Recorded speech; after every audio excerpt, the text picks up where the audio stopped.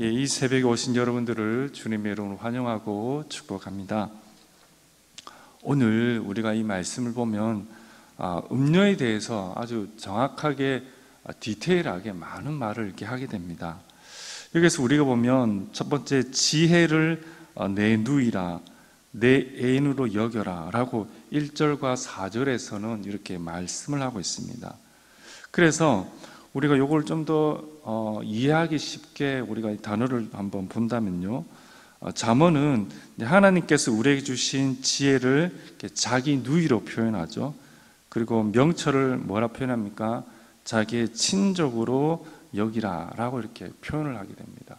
그래서 잘 이렇게 감이 안 오는데 좀 더 디테일하게 표현하면, 누이가 누구냐면 하나님의 지혜를 누이라고 하죠. 이 누이가 누구냐면 이제 막 결혼을 한 남자의 신부를 의미하는 거죠. 이제 막 결혼한 남자의 신부를 누이 또는 하나님의 지혜라고 이렇게 잠언은 표현을 한다라는 겁니다. 그리고 친족은 누굽니까? 친족이 누구냐면 하나님 명철을 이렇게 친족이라는데, 이 친족은 항상 가까이 있기를 원하는, 사랑하는 애인을 표현한다라는 거죠. 항상 가까이 있기를 원하는 애인이다라는 거죠.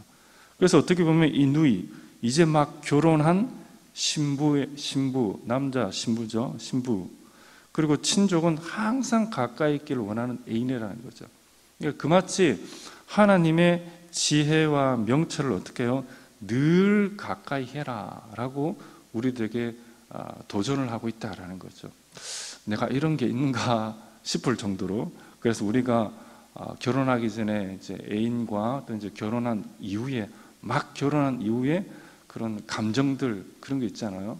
그래서 하나님의 지혜와 명철을 생각할 때 항상 가까이 있기를 원하는 애인, 그리고 막 결혼한 남자의 신부, 이렇게 여러분들이 생각하시면서 내가 하나님의 지혜와 명철을 늘 가까이 하기를 도전하고, 또 그런 마음으로 우리가 이 말씀에 다가가자라는 겁니다. 오늘 우리가 그런 생각을 가지고 오늘 본문의 말씀을 볼 때 26절에 보면 말씀이 나오죠. 26절에 보면 대저 그가 많은 사람을 상하여 엎드러지게 하였다. 그에게 죽은 자가 허다하다고 되어 있죠. 여기서 그가 누구냐면 음녀를 말해요. 음녀의 정체가, 그 본성, 정체가 26절에 바로 드러나게 되죠. 음녀가 많은 사람을 상하게 하고 엎드러지게 하고 그에게 죽은 자가 허다하다, 많다라고 이렇게 강력하게 표현을 하고 있습니다.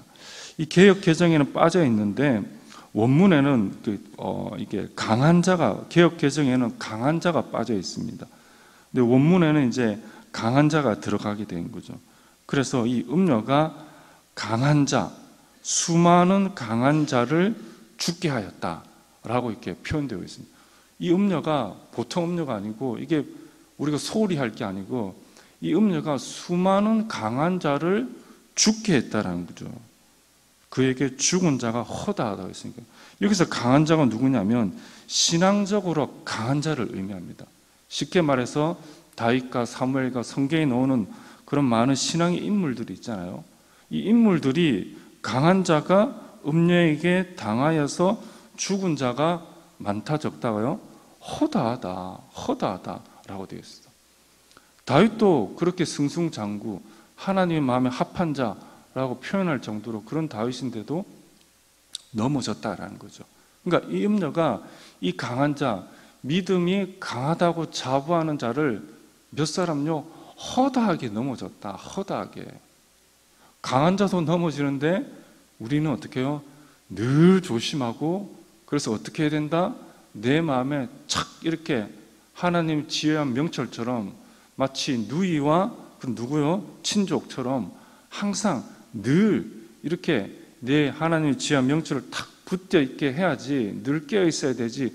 그렇지 않으면 이 강한 자가 넘어지듯이, 허다한 강한 자가 넘어지듯이 너도 넘어질 수 있다라고 우리들에게 그 실체에 대해서 말씀해 주고 있다라는 거죠. 그래서 우리가 정신을 바짝 차려야 된다, 호시탐탐 노리고 있다 라는 것을 결코 잊지 말아야 된다라는 겁니다. 14절에 보면 이 음녀가 어떻게 합니까? 많은 제사가 있는데 14절에 어떤 제사입니까? 화목제. 내가 화목제를 드려 선한 것을 오늘 갚았도다. 이렇게 쭉 말을 하면서 그 남자를 이렇게 꼬시는 거죠. 이 화목제는 어떻습니까?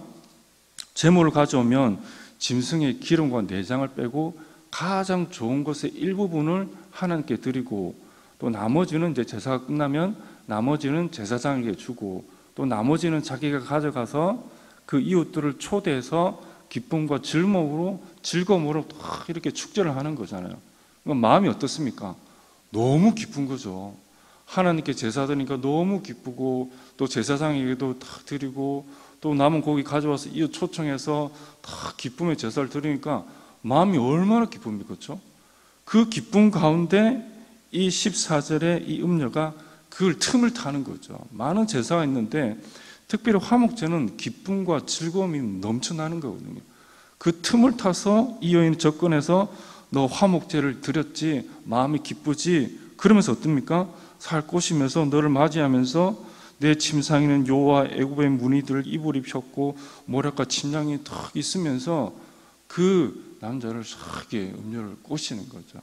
얼마나 이 음녀가 틈을 탑니까? 틈을 타서 한다는 거죠. 이 화목제는 그런 게 없습니다. 화목제를 드렸으니 남녀가 이렇게 그런 관계를 가진다, 이런 말이 전혀 없거든요. 이 말은 가나안 여인의 그 이방 풍요제에서 온 그런 미신이다라는 거죠. 그러니까 이 음녀가 틈을 타서 빛을 가장한 어둠으로서 우리들에게 접근해 오는 경우가 너무나 많다라고 오늘 우리들에게 그 실체에 대해서 말씀을 하고 있다라는 거죠. 그래서 선절로 생각하는 자 넘어질까 우리가 늘 조심하면서 겸손한 마음으로 우리 매일의 생활에서 우리가 점검을 해야 된다라는 거죠. 강한 자도 수도 없이 떨어지는 것이 이것이다 라는 것을 말씀해 주고 있죠. 건강한 믿음을 가졌다고 우리가 자처를 하면 안 된다. 이 화목제의 틈을 타서 음녀가 접근해서 우리를 넘어뜨릴 수 있다 라는 것을 오늘 본문의 말씀은 우리들에게 하여 주고 있다라는 것입니다. 그래서 우리가 말씀과 기도로 나아갈 때 어떻게 보면 나의 행적과 업적이 너무나 중요한 부분들을 차지하긴 차지합니다. 그것은 부인할 수 없는 사실이니까요. 그런데 우리가 그것을 체험보다는 늘 하나님의 지혜와 명철로 우리의 마음을 단단히 채워야 한다라는 거죠. 그랬을 때 이 음녀에게서 우리가 분별력도 가지고 이 음녀가 화목제로 접근했을 때 단호하게 우리가 스톱, 그리고 분별하고 우리가 그것을 떨쳐낼 수가 있다라는 겁니다. 그래서 오늘 주님께서 이 하나님의 명철과 지혜를 이 자기 누이로 비교한 것처럼 우리가 늘 주님의 이 말씀을 가까이 하고, 또 우리들의 업적과 여러 가지 행적들이 있겠지만은 그 모든 것들은 나된 것은 하나님의 은혜다라고 생각을 하고 한 귀로 듣고 한 귀로 흘려버리고 내 마음속에는 하나님의 지혜와 명철로 단단히 붙잡고 있어라 라고 이 성경이 표현한 것처럼, 그렇죠? 막 결혼한 남자의 신부, 항상 사모하는 그 애인처럼 그 지혜와 명철을 이렇게 표현한 것처럼 우리가 그것을 늘 겸손하게 하나님 말씀을 내 마음에 뿌리에 두고 그렇게 살아간다면 우리는 충분히 너끈히 이길 수 있다. 그리고 이 음녀는 화목제를 통해서 사방팔방 어느 순간에 우리를 다 할 수 있으니까 늘 깨어서 또 어떻게 해요? 이 음녀가 강한 자를 수도 없이 넘어뜨렸다라는 이 실체를 우리가 늘 경각심을 가지고 오늘 이 한날도 주를 향해서 달려가는 복된 삶들이 다 되시기를 간절히 바랍니다. 우리 화면을 보시고 기도 제목을 함께 읽도록 하겠습니다. 우리 마음이 음녀에게로 향하지 않도록 지혜와 명철로 무장하게 하옵소서. 주님 오시는 그날까지 끝까지 승리하는 성도가 되게 하옵소서. 기도하겠습니다.